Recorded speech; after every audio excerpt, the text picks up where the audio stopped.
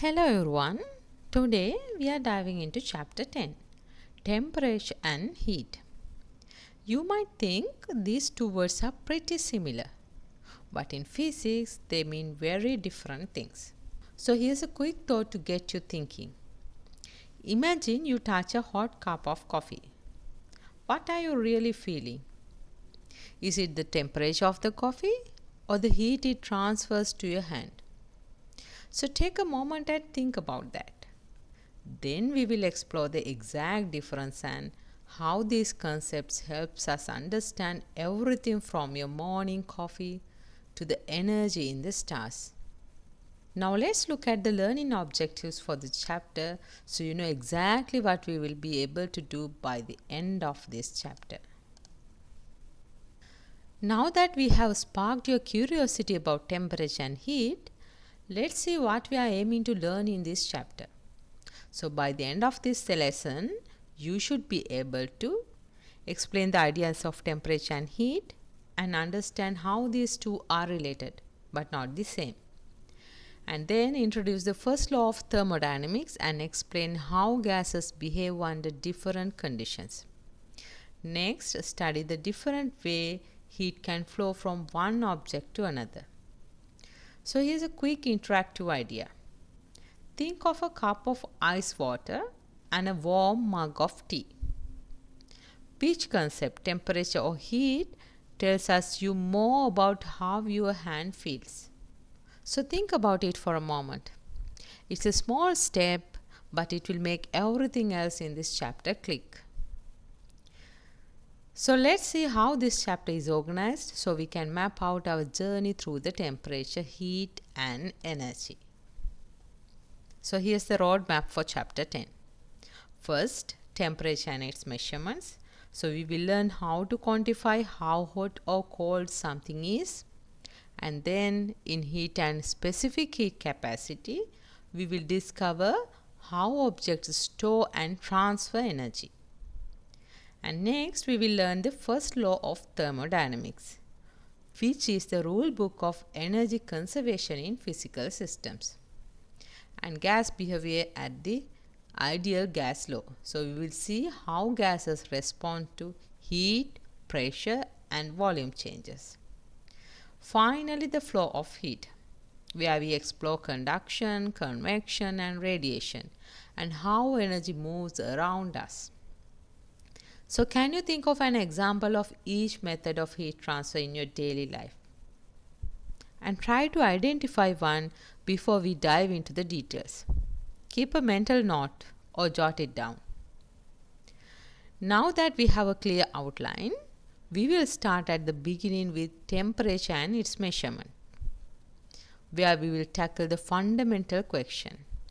How do we know how hot or cold something really is? So what is temperature? And how do we measure temperature? So think back to when you were a child. Your mom might have measured your temperature to see if you had a fever.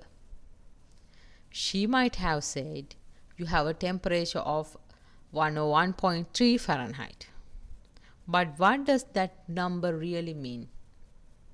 If the temperature is above 98.6 Fahrenheit, we call it a fever. So take a moment and think, what's actually happening at the molecular level when your temperature rises? So the thermometer provides a quantitative measure of how hot or cold things are. So generally we measure the temperature by using a thermometer. So here's the idea. A thermometer gives us a number that represents how hot or cold something is, rather than just a feeling. So how does a thermometer works? Let's break it down step by step. So traditionally, the clinical thermometer is a sealed glass tube partially filled with some fluid. Usually it's mercury. The inside diameter of the tube is very small, but it is widened at the bottom into a reservoir containing most of the mercury. So why do you think the tube is narrow while the reservoir is wide? So here's a hint. it has to do with precision of measurement. So it helps detect tiny changes more clearly. And nowadays we mostly use digital thermometers instead of these clinical thermometers. So usually you place a thermometer in your mouth under your tongue and waited a few minutes until the thermometer reached the same temperature as the inside of your mouth. That's how the clinical thermometer works. And at first the mercury rises in the thin tube. And when the mercury level in the tube is no longer changing, you assumed it had reached the same temperature as your mouth.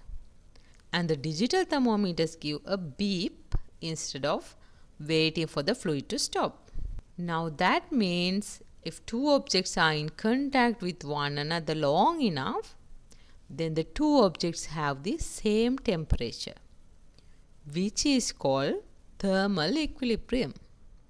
So thermal equilibrium means that if two objects stay in contact long enough, they reach the same temperature. So every time you take a temperature reading, you are watching energy move until everything balances out. So take a moment to think of another example of thermal equilibrium around your home. Maybe a hot cup of coffee or a cold drink in the fridge.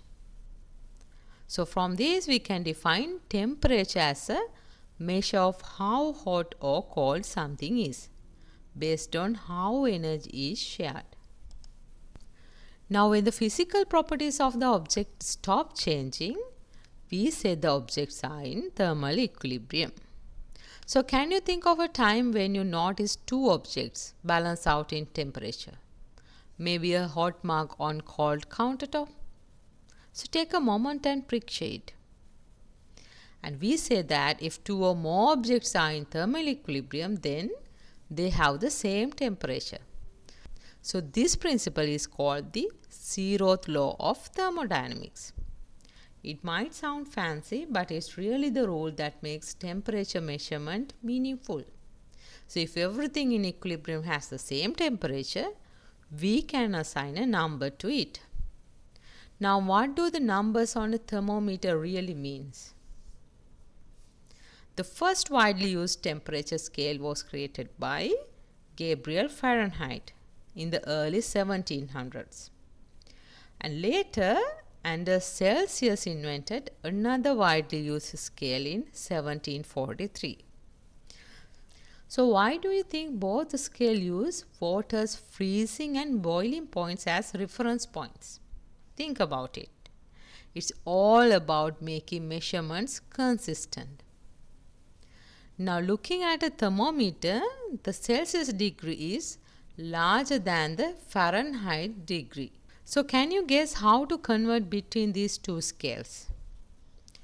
The formula to convert Fahrenheit to Celsius is Tc equals 5/9 Tf minus 32. So Tc means the temperature in Celsius scale and Tf means temperature in the Fahrenheit scale. And the reverse formula to convert Celsius to Fahrenheit is Tf equal to 9/5 Tc plus 32. So you just have to plug in the Celsius value to Tc and then you can get the Fahrenheit value Tf. Now here's a fun question for you. At what temperature are the Celsius and Fahrenheit scales equal?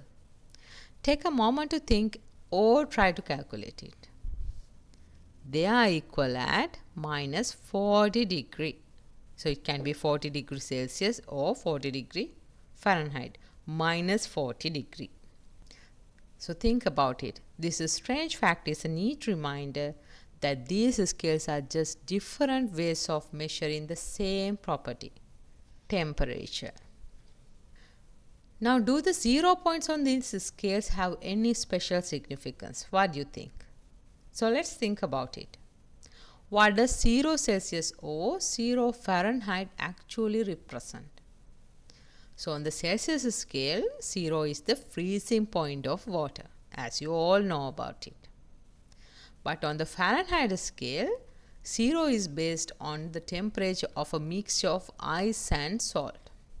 and the temperature reading can drop well below the 0 point on both scales. But there is a limit to how cold something can get. So if we plot the pressure of a gas versus temperature in Celsius, we get straight lines for different gases.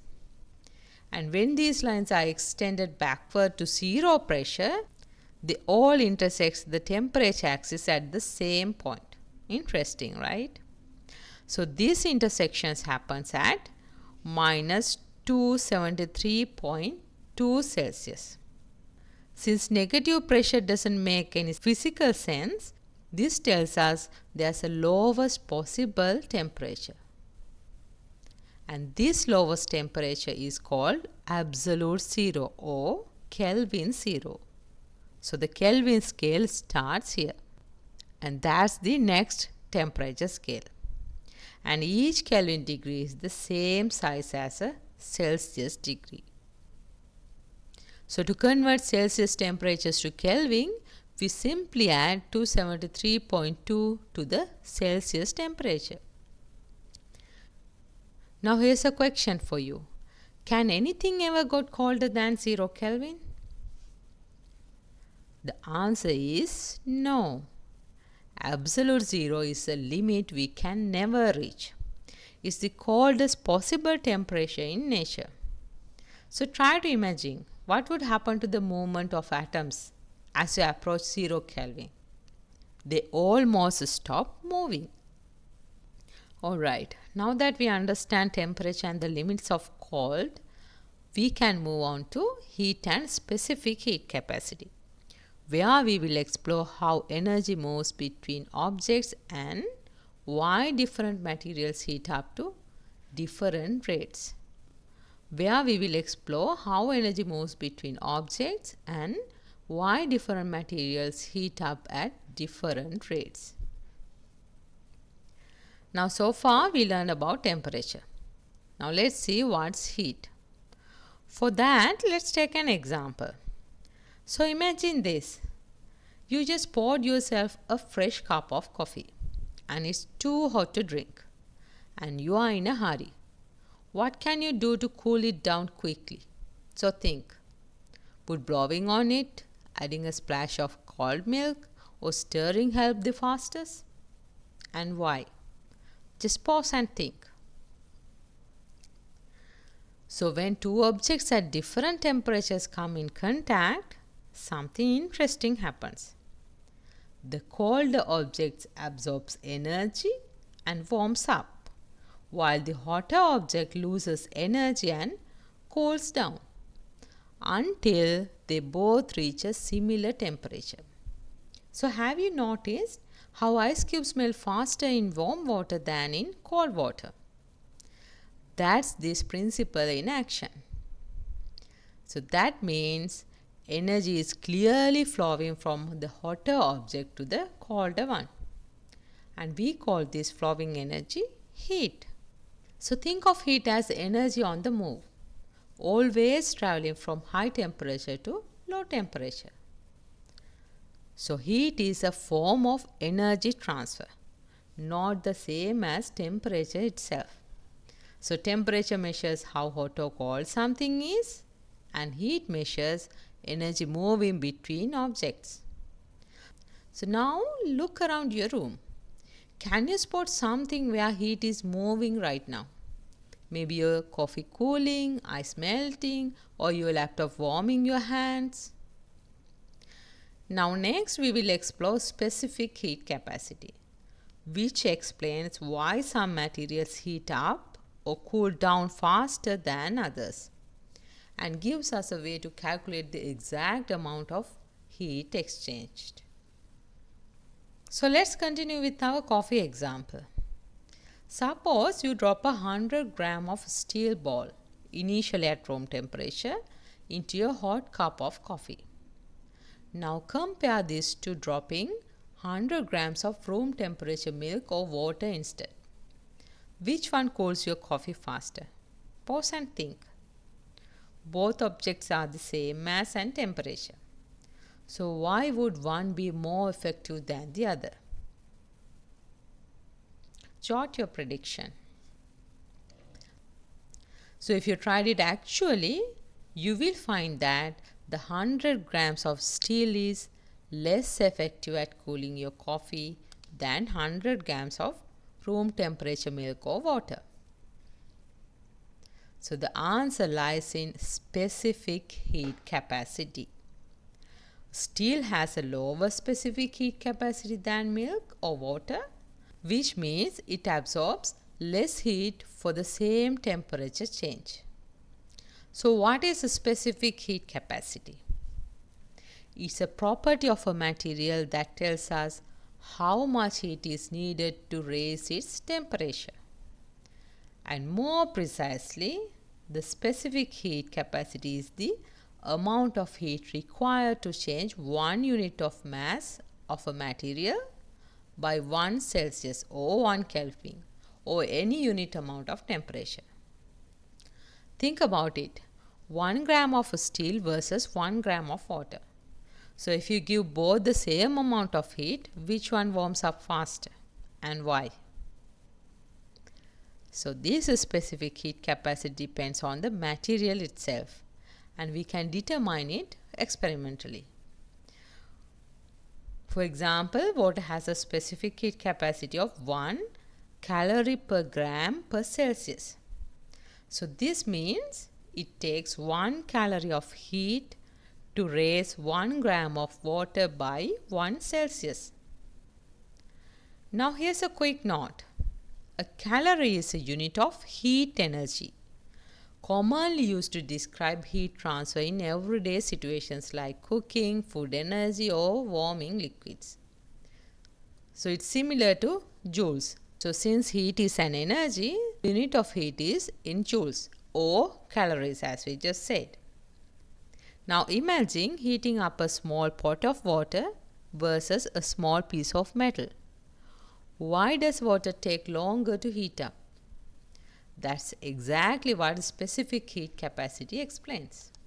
Now that we know specific heat capacity measures how much heat is needed to raise 1 gram of material by 1 Celsius. So we can calculate the total heat absorbed or released. So the formula is Q equals mc delta T. And here Q is the standard symbol for a quantity of heat. M is the mass of the material, C is the symbol for specific heat capacity, and delta T is the change in temperature. Now we know that when two objects at different temperatures come in contact, heat flows from the hotter objects to the colder one. So adding heat increases the temperature, while removing heat decreases it. And here notice that heat and temperature are related but not the same. Heat is energy in transit, while temperature is a measure of how hot or cold something is. And temperature also tells us which way heat will flow. So if two objects are at the same temperature, then they are in thermal equilibrium and no heat flows between them. So in short, heat is energy that moves between objects due to a temperature difference, while temperature is a measure that tells us the direction of that flow. Now look around you. Can you find an example of heat flowing right now, where temperature differences cause energy to move? Maybe ice melting in a drink or your hands warming from holding a mug. Alright. Now so far we have learned about heat and temperature. So let's explore how energy behaves during phase changes. So think about ice melting in your drink. What happens to the temperature while it melts? Think about it before we see why. So phase changes occur when a substance changes from one state to another. Examples are ice to water when melting and water to steam when boiling or evaporation. Now ice, liquid water and water vapor are all phases of the same substances. And if you cool water to 0 Celsius and keep removing heat, then it freezes into ice. And if we heat ice to 0 Celsius and keep adding heat, then ice melts into water. So notice something interesting. During these phase changes, the temperature stays constant, even though we are adding or removing heat. So why do you think that happens? Now, the heat required to change the phase of a substance without changing its temperature is called latent heat. So that means latent heat is energy absorbed or released during a phase change. So it doesn't increase temperature, it just changes the state of the substance. For example, to melt 1 gram of ice, it takes 80 calories. This is called the latent heat of fusion. And to turn 1 gram of water into steam, it takes 540 calories more heat. And this is called the latent heat of vaporization. So to calculate the heat involved in a phase change, we use the formula Q equals mLF. M is the mass of the substance and LF is the latent heat of fusion for melting or freezing. And as usual, Q is the heat absorbed or released during this phase change here.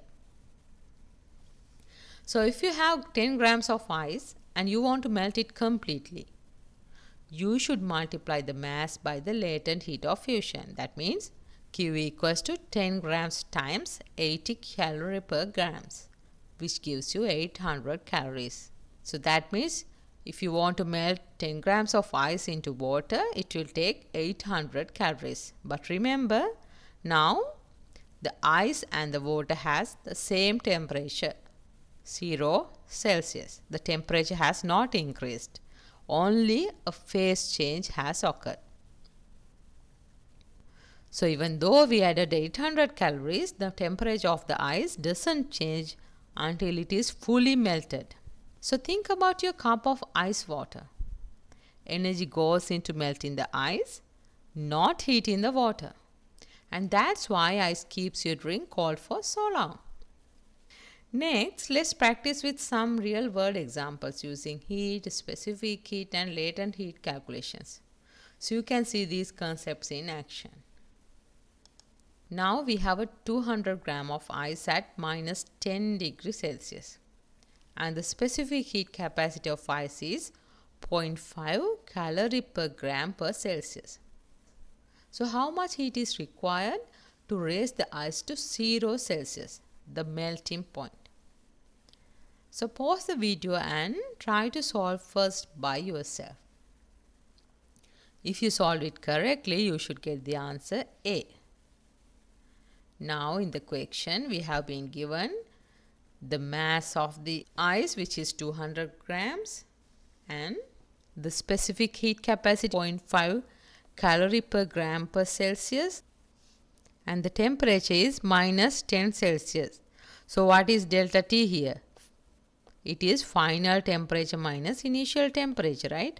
And final temperature is we have to raise the temperature to melting point, which is 0 Celsius minus initial temperature is minus 10 Celsius. Therefore, the answer is 10 Celsius. That is delta T, right? Delta T is 10 Celsius. And the question asks to find the amount of heat needed. So what is the formula for heat transfer? So in here, there's a temperature change. So we have to use the equation Q equals to mc delta T, right? There's a temperature change. So Q equals to mass is 200 grams and C specific heat capacity is 0.5 calorie per gram per Celsius. Next delta T is 10 Celsius.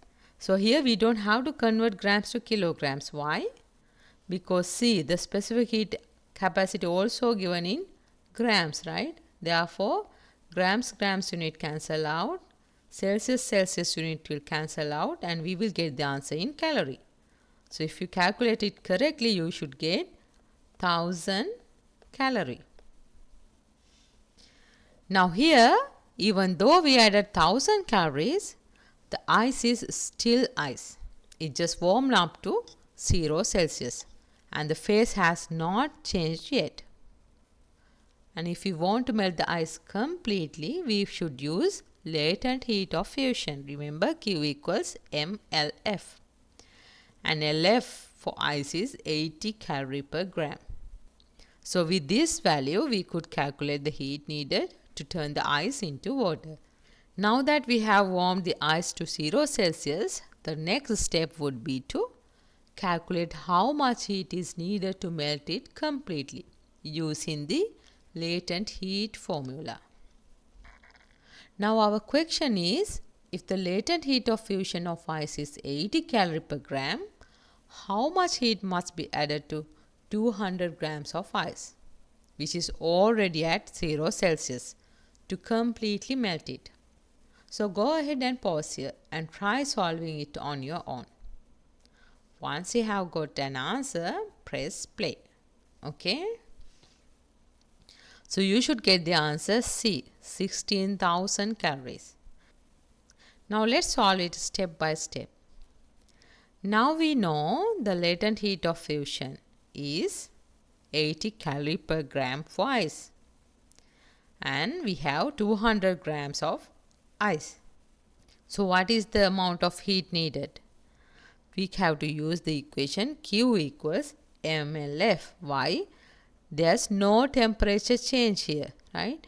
Delta T equals 0. Ice is at 0 Celsius and we are converting it to 0 Celsius water. So the temperature change is 0. Therefore, we use the equation mLF because it's going through a phase change now, right? And M is 200 grams. LF is latent heat of fusion is 80 calorie per gram. So per gram will cancel out and you will get the answer Q equals to 16,000 calories. Right? Okay. Now let's put everything together. We already calculated the two parts separately. Remember, it takes 1000 calories to warm the ice from minus 10 Celsius to 0 Celsius, and then another 16,000 calories to melt the ice from 0 Celsius to 0 Celsius water, right? Here it is ice and here it is water, right? This is ice. So pause the video here and find the total heat required. Alright, let's check your answer.